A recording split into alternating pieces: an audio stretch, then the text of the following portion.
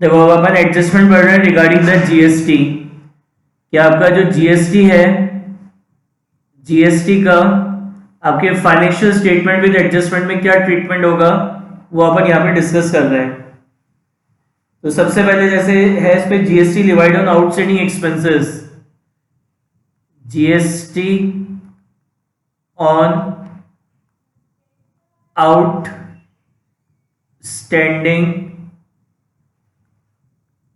GST on outstanding expenses. तो जो भी आपके एक्सपेंसेस आउटस्टैंडिंग होते हैं उसका जो जीएसटी होता है वो भी अपन क्या करते हैं, बुक्स में रिकॉर्ड करते हैं।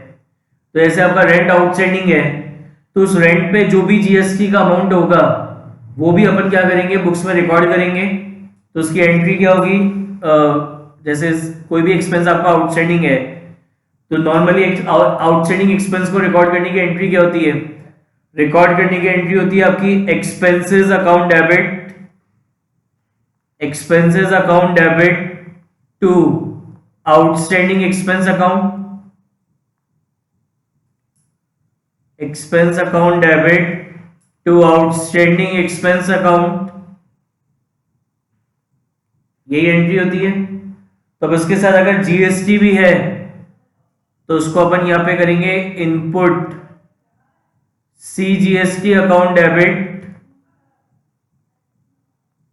Input SGST account debit.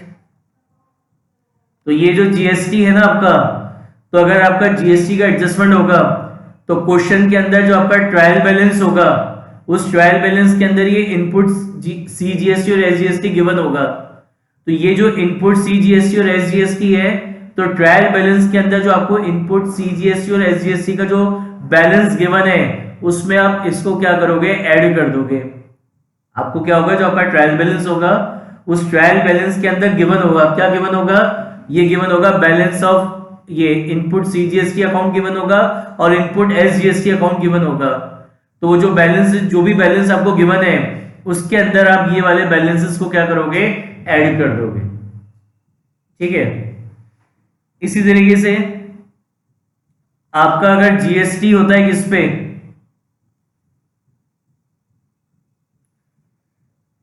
GST होता है GST on prepaid expenses, GST on prepaid expenses. तो उस कंडीशन में आप प्रीपेड एक्सपेंस को रिकॉर्ड करने की एंट्री क्या होती है, नॉर्मल एंट्री क्या होती है, प्रीपेड एक्सपेंस को रिकॉर्ड करने की एंट्री होगी prepaid expenses account debit, prepaid expenses account debit to expenses, ये एंट्री होती है प्रीपेड एक्सपेंस को बुक्स में रिकॉर्ड करने की।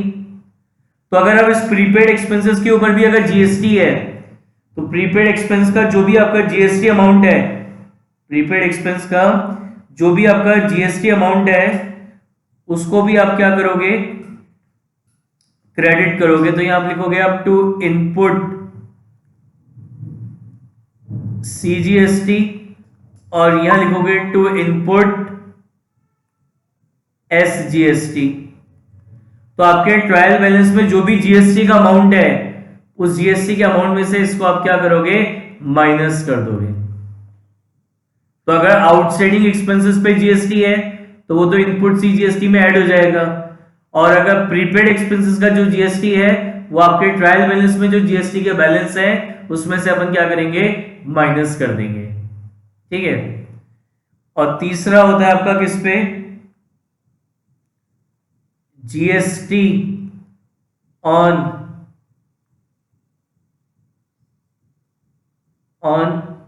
Accrued income.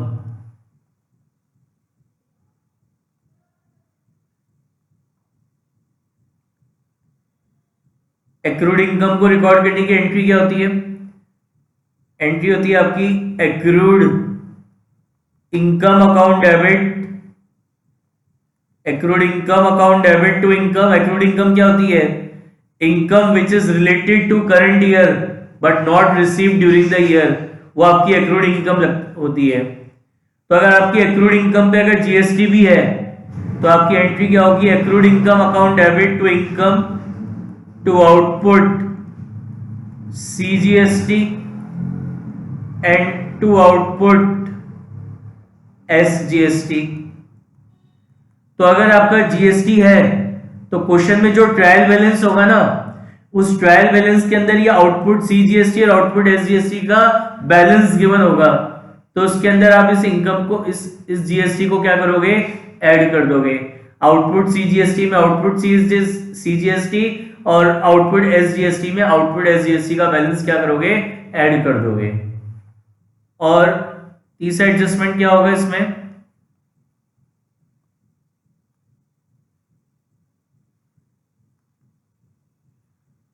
अगर क्वेश्चन में आपको दे रखी है GST on income receive in advance, income receive in advance को अपन क्या बोलते हैं, अर्नर्ड इनकम, अर्नर्ड इनकम। तो अर्नर्ड इनकम क्या होती है, what is unearned income, income which is related to next accounting year but is received in current year, तो वो आपकी अर्नर्ड इनकम होती है। तो जो अर्नर्ड इनकम आपको रिसीव हुई है, तो उसकी अपन जो एडजस्टमेंट एंट्री करेंगे वो क्या करेंगे, उसकी जो एडजस्टमेंट एंट्री अपन पास करेंगे वो हो जाएगी आपकी क्या, income account debit, income account debit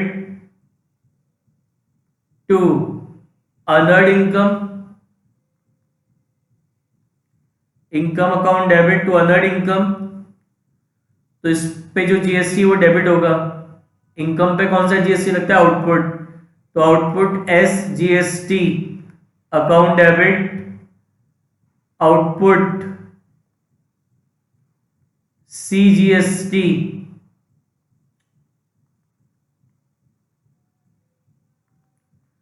CGST account debit to unearned income. तो उस कंडीशन में ट्रायल बैलेंस के अंदर जो आपको आउटपुट एसजीएसटी और सीजीएसटी का बैलेंस है, उसमें से ये वाला जीएसटी अपन क्या करेंगे, माइनस कर देंगे, क्या करेंगे, माइनस कर देंगे। ठीक है, देखो उसका आप एक क्वेश्चन करते हैं, उससे आपको ढंग से समझ में आ जाएगा। Take out illustration number 8, take out illustration number 8, क्या लिखा है, from the following trial balance of Gupta furniture, from the following trial balance of Gupta furniture prepare trading and profit and loss account and balance sheet on 31 March 2018। नीचे देखो क्या क्या adjustments हैं, write off 1500 as a bad debts and create provision for doubtful debt at the rate 5% on debtor. तो किस पे adjustment है, debtor पे एडजस्टमेंट हो गया, बैड डेट्स पे प्रोविजंस पे टिक लगा लो, डेटर्स पे टिक लगा लो, बैड डेट्स पे टिक लगा लो, प्रोविजन पे टिक लगा लो। तो कह रहा है प्रोवाइड 2% डिस्काउंट ऑन डेटर, तो डेटर पे भी एडजस्टमेंट और आ गया, तो डेटर पे एक और टिक लगा लो। तो कह रहा है depreciate building by 5% and machinery by 10%, तो आप अपने इस पे टिक लगा लो, किस पे, बिल्डिंग पे और मशीनरी पे, बिल्डिंग पे और मशीनरी पे टिक लगा लो। उसके बाद फिर क्या कह रहा है, rent payable is eight the rate 4000 per month, तो रेंट पे एडजस्टमेंट है, रेंट पे टिक लगा लो। फिर है 1/3 of the commission receive respect the work to be done in next year, तो किस पे एडजस्टमेंट है, कमीशन पे, तो कमीशन पे टिक लगा लो। क्रेडिट साइड में दे रखा है कमीशन ट्रायल बैलेंस में, तो कमीशन पे टिक लगा लो। Provide 1100 on interest on drawing, तो इंटरेस्ट ऑन ड्राइंग पे एडजस्टमेंट है, तो ड्राइंग पे टिक लगा लो, ड्राइंग्स पे टिक लगा लो। और फिर क्लोजिंग स्टॉक आपको दे रखा है। अब इसका अपन को क्या बनाना है, trading profit and loss account और बैलेंस शीट। फॉर्मेट बनाओ, आप भी साथ के साथ मेरे साथ करना, बनाओ फॉर्मेट। अब इलस्ट्रेशन नंबर 8 पेज नंबर 22.29,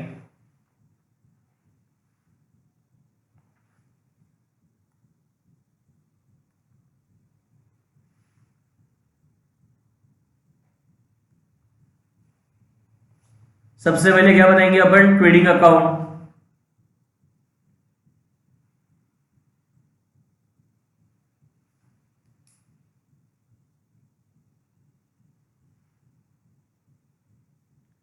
सबसे पहले बनेगा आपका ट्रेडिंग अकाउंट।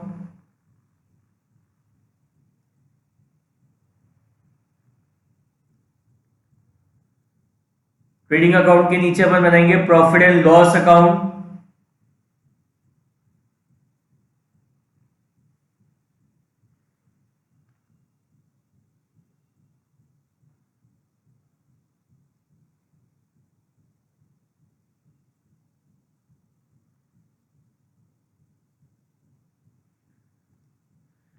उसके बाद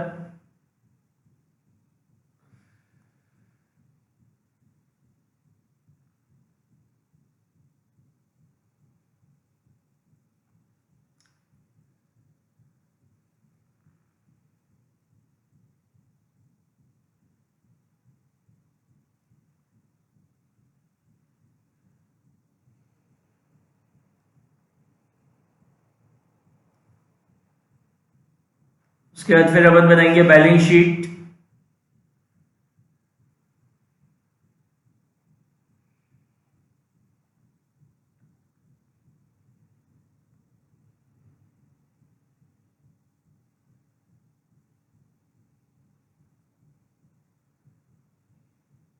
और फिर अपन बनाएंगे क्या, वर्किंग नोट।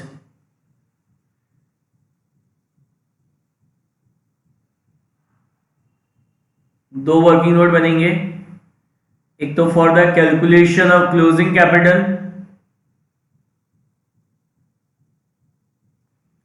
और दूसरा calculation of balance of provision for doubtful डेब्ट।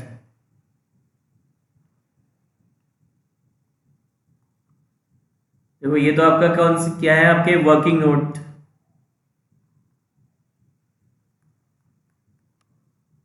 वर्किंग नोट है for the calculation of closing capital, for the calculation of closing capital. और ये वर्किंग नोट है for the calculation of balance of, for the calculation of balance of provision for doubtful डेब्ट। ये है आपकी क्या, balance sheet. Balance sheet as on 31st March 2018। liabilities amount, assets amount।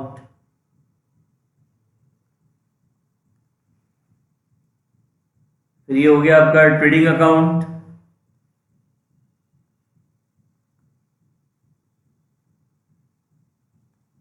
Trading account for the year ended, trading account for the year ended 31st March 2018, 31st March 2018।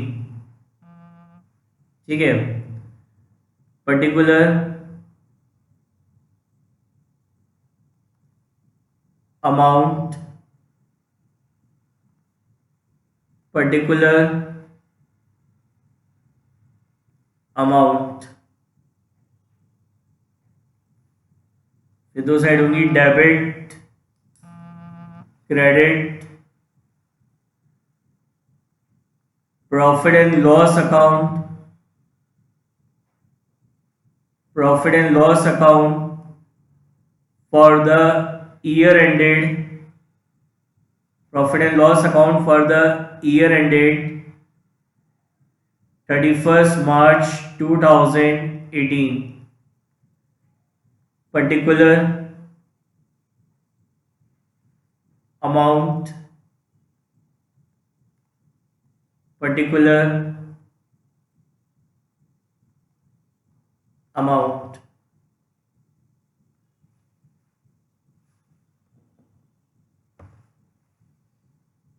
देखो सबसे पहले आपको purchase given है, स्टार्ट करते हैं purchase. तो purchase को अपन कहाँ लिखते हैं, ट्रेडिंग अकाउंट की डेबिट साइड में। तो यहां लिखेंगे टू परचेज, कितनी देर की परचेज आपको 1,80,000। परचेज के बाद है रिटर्न इनवर्ड। रिटर्न इनवर्ड क्या होती है आपकी, purchase return, sorry sales return. तो या तो सेल्स में से लेस कर दो या ट्रेडिंग अकाउंट की डेबिट साइड में लिख दो, एक ही बात है। तो यहाँ लिखेंगे टू रिटर्न इनवर्ड, कितना दे रखा है 4500। फिर है carriage on purchase. So carriage on purchase is a direct expense, carriage on purchase is a direct expense, और डायरेक्ट एक्सपेंस को अपन कहाँ लिखते हैं, ट्रेडिंग अकाउंट की डेबिट साइड में। कितना दे रखा है 2600। फिर है carriage on sales. So carriage on sales, carriage on sale is a indirect expense, और जो इनडायरेक्ट एक्सपेंसेस हैं उसको अपन प्रॉफिट एंड लॉस अकाउंट में क्या करेंगे, डेबिट कर देंगे। फिर स्टॉक दे रखा है आपका, तो यहां लिखेंगे to opening stock, to opening stock. तो ओपनिंग स्टॉक आपको दे रखा है कितना 32,200 का ओपनिंग स्टॉक आपको गिवन है। फिर आपको दे रखा है कैश, तो बैलेंस शीट की असेट साइड में लिखेंगे कैश। कैश आपका क्या होता है, करंट असेट होता है, तो बैलेंस शीट की असेट साइड में लिखेंगे कैश कितना 3000। उसके बाद बिल्डिंग है, उस पर एडजस्टमेंट है, तो बिल्डिंग हमारी क्या होती है, फिक्स एसेट होती है, तो बैलेंस शीट की असेट साइड में लिखेंगे fix asset, inner column building कितना, इनर कॉलम में 1,50,000 क्या है adjustment. Point number 3, depreciate building by 5%, तो लेस करेंगे डेप्रिसिएशन, लेस करेंगे डेप्रिसिएशन 1,50,000 का 5%, तो 1,50,000 का 5% कितना हो जाएगा 7,500, तो ये आ जाएगा 1,42,500, 1,42,500।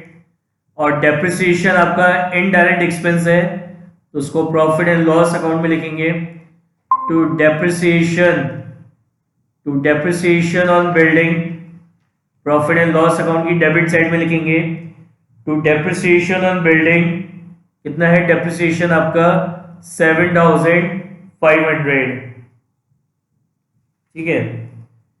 बिल्डिंग के बाद नेक्स्ट क्या दे रखा है आपको, मशीनरी, इसके ऊपर भी एडजस्टमेंट है।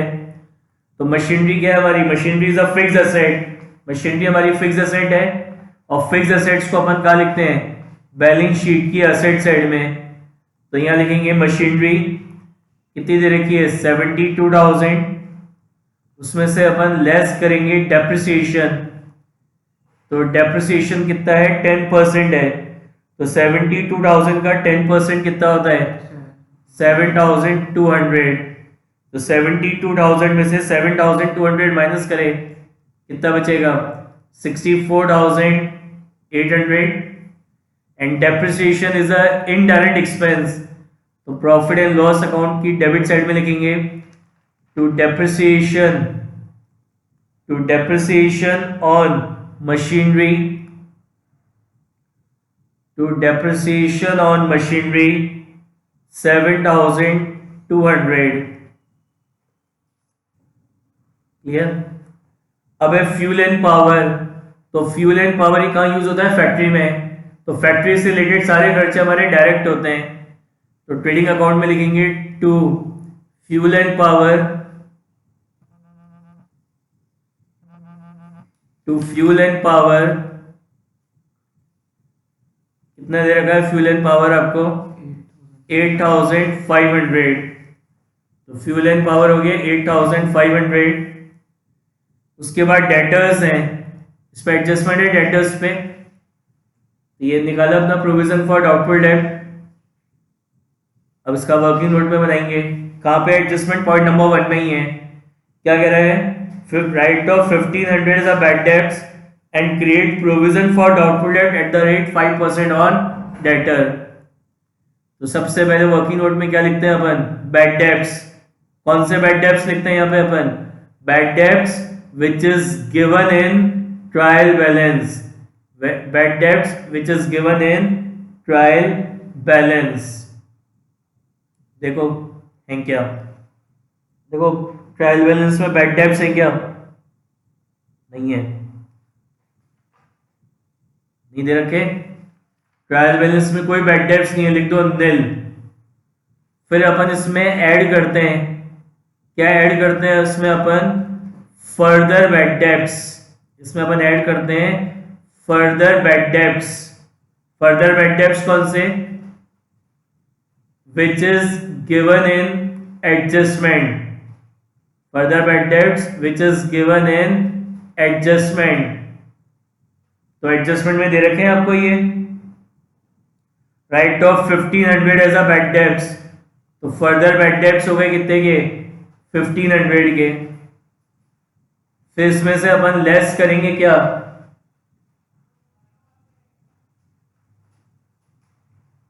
लेस करेंगे ओल्ड प्रोविजन फॉर डाउटफुल डेब्ट। या लेस करेंगे ओल्ड प्रोविजन फॉर।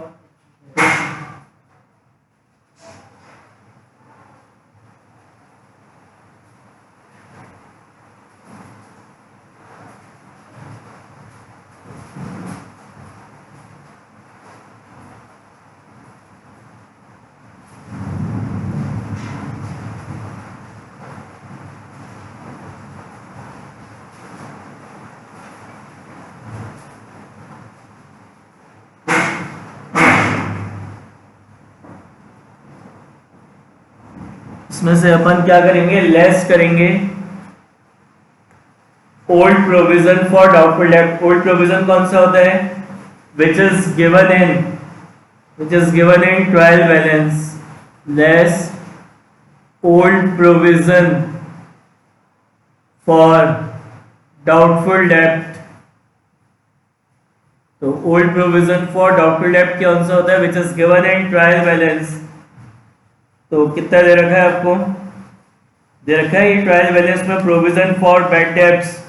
देखो 2900 गिवन है। कितना है? 2900। ठीक है। फिर इसमें अपन ऐड करेंगे न्यू प्रोविजन। क्या ऐड करेंगे इसमें अपन? न्यू प्रोविजन फॉर डाउटफुल डेब्ट। ऐड करेंगे न्यू प्रोविजन फॉर डाउटफुल डेब्ट। अब ये न्यू प्रोविजन कैसे निकलता है?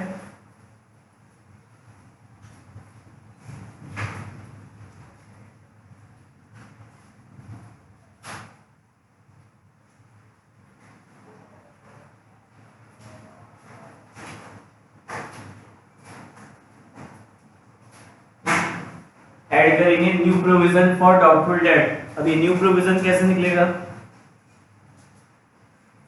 न्यू प्रोविजन आपका निकलता है कैसे? Debtor minus further bad debts. Debtor minus further bad debts into rate. तो डेटर्स है आपके पास कितने के? डेटर्स आपको दे रखे हैं कितने के? डेटर्स है 81,500 के। माइनस क्या करते हैं इसमें से? Further bad debts. Further bad debts कौन से? जो नीचे एडजस्टमेंट में गिवन है कितना? 1500 इनटू क्या करते हैं? रेट। तो आपसे क्या कह रहा है? क्रिएट प्रोविजन फॉर डाउटफुल डेब्ट eight the rate 5% on debtor. तो कितना है? 5% है। तो आपका जो न्यू प्रोविजन फॉर डाउटफुल डेब्ट है, तो न्यू प्रोविजन फॉर डाउटफुल डेब्ट कितना हो गया? 4000।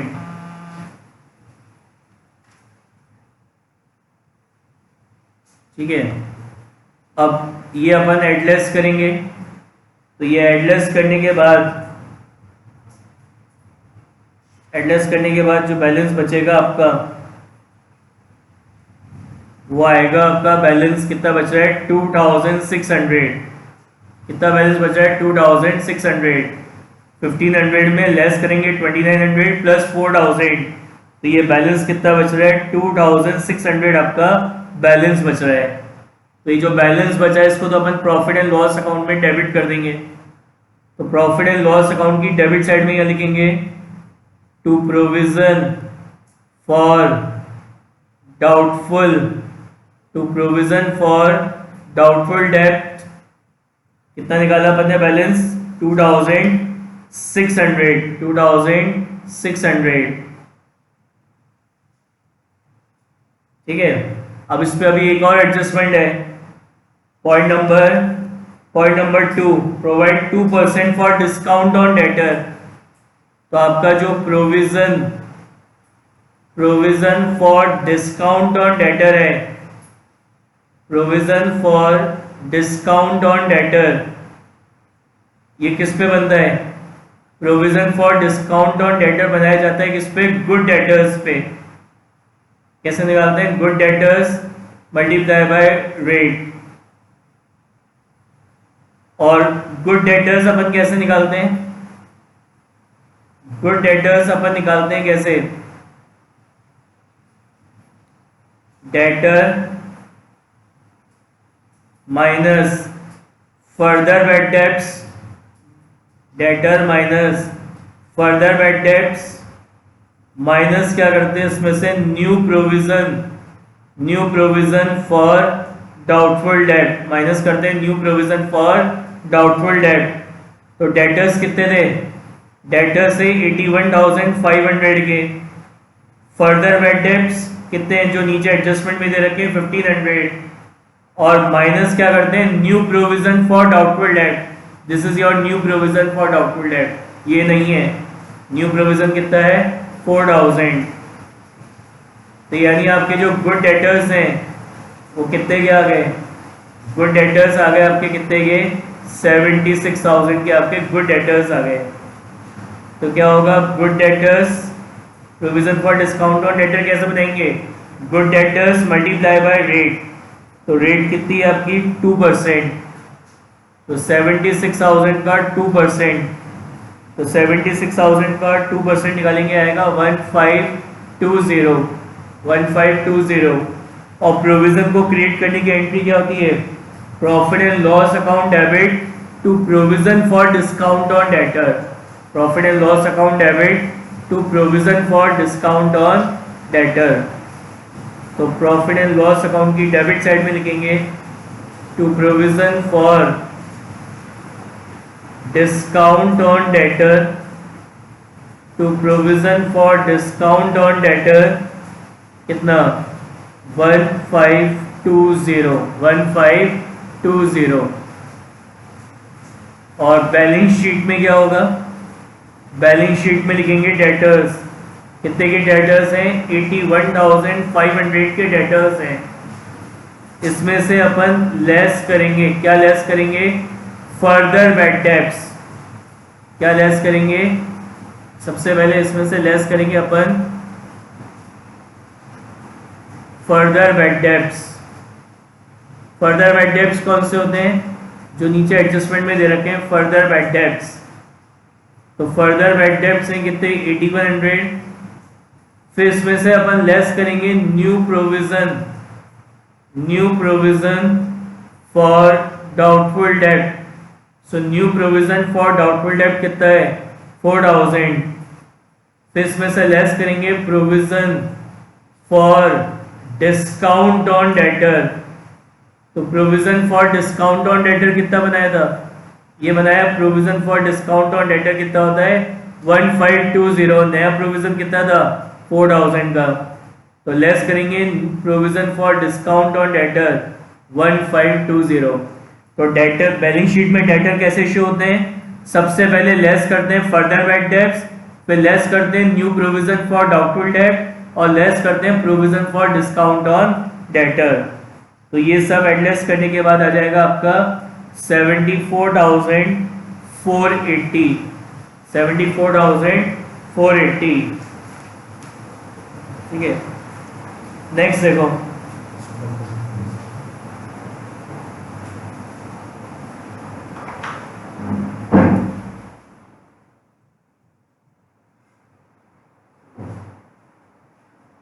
नेक्स्ट क्या दे रखा है आपका? नेक्स्ट आपको दे रखा है ये डेटर का एडजस्टमेंट हो गया। डेटर के बाद इन्वेस्टमेंट है, तो इन्वेस्टमेंट भी आपके असेट होते हैं। तो बैलेंस शीट के असेट साइड में लिखेंगे इन्वेस्टमेंट। कितने के इन्वेस्टमेंट आपको दे रखे हैं? 16,000 के। उसके बाद रेंट है, तो रेंट पे एडजस्टमेंट है। रेंट पे एडजस्टमेंट है, क्या कह रहा है रेंट का एडजस्टमेंट?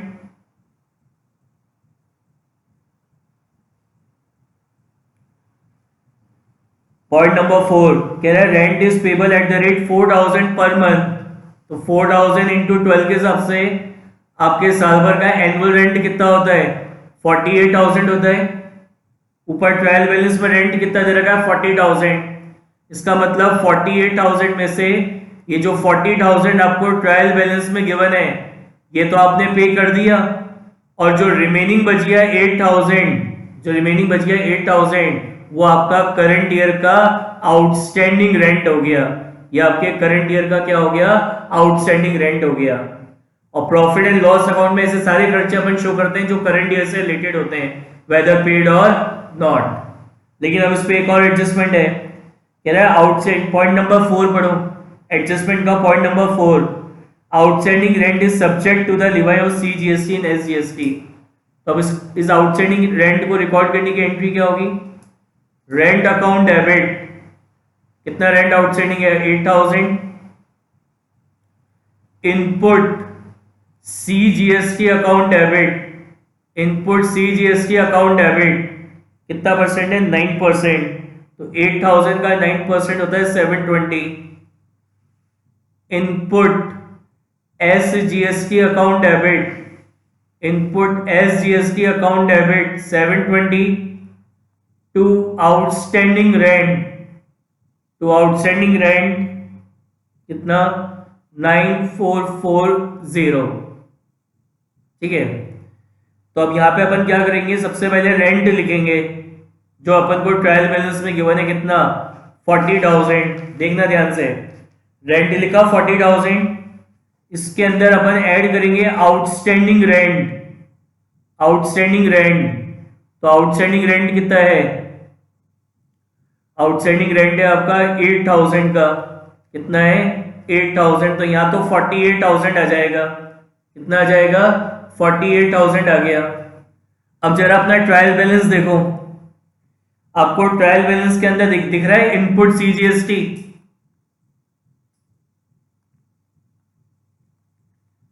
ट्रायल बैलेंस के अंदर आपको इनपुट सीजीएसटी का बैलेंस गिवन है 15,000, और साथ में आपको इनपुट एसजीएसटी का बैलेंस भी गिवन है, कितना? 15,000। दिख गया? अब यहां पे आपने क्या करा? इनपुट सीजीएसटी और एसजीएसटी में 720 और डेबिट कर दिए, तो यानी इनका ये जो बैलेंस है इसका बैलेंस कितने से बढ़ जाएगा? 720 से, और इसका बैलेंस कितने से बढ़ जाएगा? 720 से। ठीक है, इसका भी अब इसको ऐड करके क्या करना है वो लास्ट में देखते हैं। ठीक है, अब आगे देखो एक बार, जर्नल एक्सपेंसेस, जर्नल एक्सपेंसेस के लिए क्या कह रहा है? इसके अंदर क्या इंक्लूड है? इंश्योरेंस प्रीमियम इंक्लूड है 2,000 रुपीज का, पेड फॉर 1 ईयर। इसके अंदर 2,000 रुपए का इंश्योरेंस प्रीमियम इंक्लूड है which is paid for 1 year. 1 year मतलब 12 महीने, तो यानी कितने महीने का है? ये 12 महीने का है। लेकिन ये 12 महीने कब पूरे हो रहे हैं? ये 12 महीने एंड हो रहे हैं कब? 30 सितंबर 2018 को, 30 सितंबर 2018 को। और मैं ये फाइनल अकाउंट्स कब बना रहा हूं? 31 मार्च 2018 को। तो ये मेरा अकाउंटिंग ईयर तो 31 मार्च 2018 को ही खत्म हो जाएगा, जबकि ये इंश्योरेंस प्रीमियम कब तक का पे हो गया है? 30 सितंबर 2018 तक का। तो यानी कितने महीने अगले साल में पहुंच गए? अप्रैल, मई, जून, जुलाई, अगस्त, सितंबर, 6 महीने। तो ये 2000 कितने का था? 12 महीने का। तो 6 महीने का कितना होगा? 6 महीने का हो जाएगा 1,000। तो ये जो 2,000 रुपए का इंश्योरेंस प्रीमियम पे हुआ है, ये 1 साल का पे हुआ है। 1 साल मतलब 12 महीने। तो इस 12 महीने का ये जो इंश्योरेंस प्रीमियम अपन ने इस साल पे करा है, उसमें से 6 महीने अगले साल में आ रहे हैं। तो अगले साल के कोई खर्चे अपन को यहाँ पे शो नहीं करने प्रॉफिट एंड लॉस अकाउंट में। तो क्या करेंगे अपन? यहां लिखेंगे to journal expenses, to journal expenses कितना है आपका? जर्नल एक्सपेंसेस, जर्नल एक्सपेंसेस आपको दे रखे हैं कितने के? 15,000 के। इस 15,000 में से अपन लेस करेंगे, क्या लेस करेंगे? Prepaid insurance. प्रीपेड इंश्योरेंस कितना है? प्रीपेड इंश्योरेंस आपका 1000 का, प्रीपेड इंश्योरेंस कितना है 1000 का, तो यहां पे आ जाएगा 14,000। ठीक है, और जो प्रीपेड एक्सपेंसेस होते हैं हमारे असेट होते हैं, तो बैलेंस शीट की असेट साइड में लिखेंगे प्रीपेड इंश्योरेंस कितना 1000, प्रीपेड इंश्योरेंस कितना 1000। ठीक है, क्लियर है ये। उसके बाद आपको दे रखा है वेजेस एंड सैलरी। तो मैंने आपको बताया था ये कंसेप्ट कि अगर सैलरी और वेजेस आ जाएगा तो पीएनएल में लिखेंगे, और पहले वेजेस और फिर सैलरी आते हैं तो वो ट्रेडिंग में आएगा। तो इसको क्या लिखोगे आप, ट्रेडिंग अकाउंट में लिखोगे to wages and salary, to wages and salary कितना दे रखा है, वेजेस एंड सैलरी 21,000। उसके बाद ड्राइंग्स आपको दे रखी है, इस पर एडजस्टमेंट है, तो ड्राइंग को अपन क्या करते हैं, या वर्किंग नोट में अभी कैपिटल लिखेंगे, वर्किंग नोट में कैपिटल लिखेंगे, तो इस कैपिटल में से लेस कर देंगे ड्राइंग, इसमें से लेस कर देंगे ड्राइंग। तो ड्राइंग्स आपको दे रखी है 22,000 की। इस पे एडजस्टमेंट है पॉइंट नंबर 6 में, कह रहा है provide 1100 as interest on drawing. तो जो इंटरेस्ट ऑन ड्राइंग होता है उसको एक तो कैपिटल में से लेस कर देते हैं, तो यहां से लेस करेंगे, लेस इंटरेस्ट ऑन ड्राइंग कितना है, इंटरेस्ट ऑन ड्राइंग आपका 1100। और दूसरा क्या करेंगे, ये हमारी इनडायरेक्ट इनकम है, तो इनडायरेक्ट इनकम है, तो यहां लिखेंगे बाय इंटरेस्ट ऑन ड्राइंग 1100। ठीक है, उसके बाद नेक्स्ट क्या दे रखा है आपको, जीएसटी, इसको बाद में देखते हैं। फिर आपको सेल्स दे रखी है, तो यहां लिखेंगे बाय सेल्स अकाउंट 3,55,600, 3,55,600। उसके बाद रिटर्न आउटवर्ड है, तो रिटर्न आउटवर्ड का मतलब क्या होता है, रिटर्न आउटवर्ड होता है आपका क्या, परचेज रिटर्न। तो या तो परचेज में से लेस करके दिखा दो, या ट्रेडिंग अकाउंट की क्रेडिट साइड में लिख दो, एक ही बात है। कितना है 6,200 रिटर्न आउटवर्ड मतलब परचेज रिटर्न। फिर आपको दे रखा है क्रेडिटर, तो क्रेडिटर आपकी करंट लायबिलिटी होती है, तो यहां लिखेंगे क्रेडिटर, कितने के क्रेडिटर हैं 28,000 के। उसके बाद है इंटरेस्ट ऑन इन्वेस्टमेंट, तो इंटरेस्ट ऑन इन्वेस्टमेंट आपकी इनडायरेक्ट इनकम है, तो जितनी भी इनडायरेक्ट इनकम्स होती हैं उसको प्रॉफिट एंड लॉस अकाउंट में क्रेडिट कर देते हैं, तो यहां लिखेंगे इंटरेस्ट ऑन इन्वेस्टमेंट कितना है 3,600। तो एडजस्टमेंट थोड़ी है इस पे, नहीं है। फिर है प्रोविजन फॉर बैड डेब्ट्स, ये एडजस्टमेंट कर लिया अपन ने। फिर है कमीशन रिसीव, तो यहां लिखेंगे bye commission receive, bye commission received, ये भी आपकी इनडायरेक्ट इनकम है, प्रॉफिट एंड लॉस अकाउंट में क्रेडिट करेंगे, बाय कमीशन रिसीव 7,500। फिर आपको कैपिटल दे रखी है, तो यहां लिखेंगे कैपिटल वर्किंग नोट में 2,26,000। अब कैपिटल के बाद अब आपको जीएसटी दे रखा है। अब देखो जरा सर, कमीशन पे एडजस्टमेंट है। अच्छा हाँ, कमीशन पे क्या कह रहा था, 1/3 of the commission, point number 5, 1/3 of the commission receive in respect to work done for next year. तो देखो कमीशन पे एडजस्टमेंट है आपका, तो यहां लिखेंगे bye commission receive inner column में 7,500।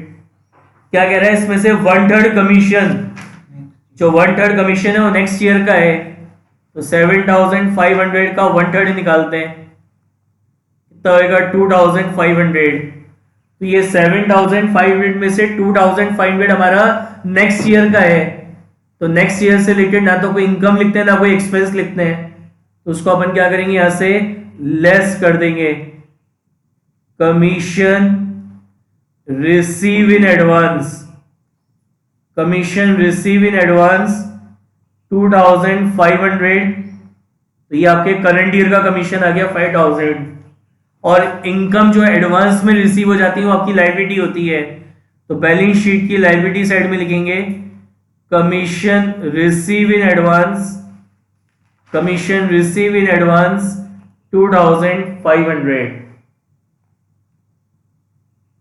ठीक है, अब आपको आउटपुट सीजीएसटी दे रखा है, तो आउटपुट सीजीएसटी आपको दे रखा है कितना 25,000 का, और आउटपुट एस जीएसटी दे रखा है, कितना दे रखा है वो भी 25,000 का है। अब ये इनपुट सीजीएसटी कितना हो गया 15,720, और इनपुट एसजीएसटी भी कितना हो गया 15,720। अब सुनना ध्यान से, देखो इधर यहां पे क्या है, आपका आउटपुट ज्यादा है और इनपुट कम है। आपको मैंने पहले भी बताया था कि जो आउटपुट सीजीएसटी होती है ये आपकी लायबिलिटी होती है, ये आपकी क्या होती है, लायबिलिटी होती है। और ये जो इनपुट सीजीएसटी और एसजीएसटी होता है ये आपका क्या होता है, असेट होता है। अगर आउटपुट ज्यादा है और इनपुट कम है तो दोनों का जो डिफरेंस होगा ना आउटपुट और इनपुट सीजीएसटी का, उसको तो अपन लिखेंगे लायबिलिटी साइड में। और अगर बाय चांस अगर इनपुट सीजीएसटी ज्यादा है और आउटपुट कम है तो फिर वो जो डिफरेंस होगा उसको क्या लिखेंगे, असेट साइड में लिखेंगे। जैसे फिलहाल क्या है, आपका आउटपुट ज्यादा है और इनपुट कम है, तो आप यहां पे लिखोगे लायबिलिटी साइड में कैसे, यहां लिखोगे आप आउटपुट सीजीएसटी, कितना है आउटपुट सीजीएसटी 25,000, इसमें से आप लेस करोगे इनपुट सीजीएसटी, तो इनपुट सीजीएसटी कितना है 15,720, तो ये लेस करने के बाद कितना आएगा 9280। फिर आप लिखोगे आउटपुट एसजीएसटी, तो आउटपुट एसजीएसटी कितना है 25,000 है। फिर आप इसमें से लेस करोगे इनपुट सीजीएसटी, तो इनपुट सीजीएसटी कितना है, sorry SGST, input SGST, input SGST कितना है 15,720, तो यहां पे आ जाएगा ये आपका 9280।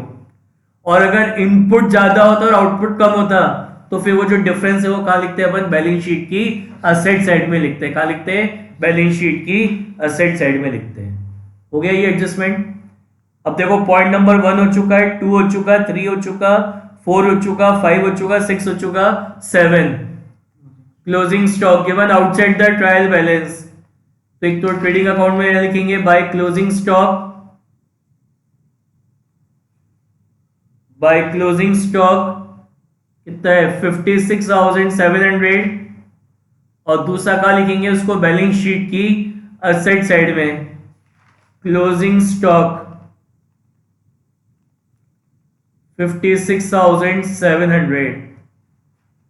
अब अपन बैलेंस करेंगे, तो यहां पे क्या हो रहा है, ट्रेडिंग अकाउंट में क्रेडिट साइड का टोटल ज्यादा है, डेबिट का कम है, तो ये जो डिफरेंस अमाउंट है वो आपका क्या कहलाएगा, ग्रॉस प्रॉफिट।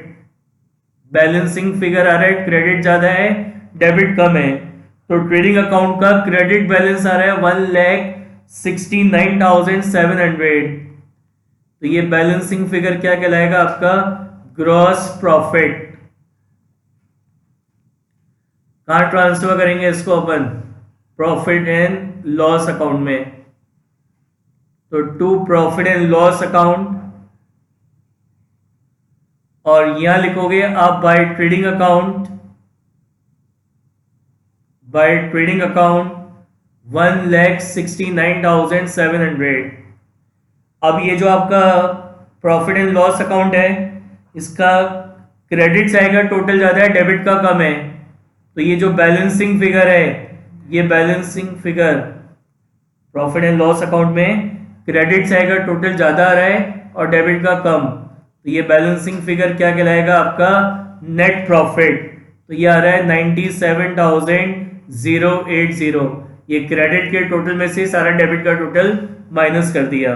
ये कार्ड ट्रांसफर होगा कैपिटल अकाउंट में, तो यहां लिखेंगे टू कैपिटल अकाउंट 97,080। और इस नेट प्रॉफिट को क्या करेंगे, नेट प्रॉफिट को या वर्किंग नोट में ऐड कर देंगे, ऐड करेंगे नेट प्रॉफिट, ऐड करेंगे नेट प्रॉफिट 97,080। ये एडलेस करने के बाद आपकी क्या आ जाएगी, क्लोजिंग कैपिटल। एडलेस करने के बाद आ जाएगी क्लोजिंग कैपिटल कितना, 2,99,980। और ये जो कैपिटल है इसको अपन बैलेंस शीट में लिखेंगे क्लोजिंग कैपिटल, क्लोजिंग कैपिटल 2,99,980। और ये आपका टैली हो जाएगा, कितना आ रहा है 3,58,480, 3,58,480। समझ में आया।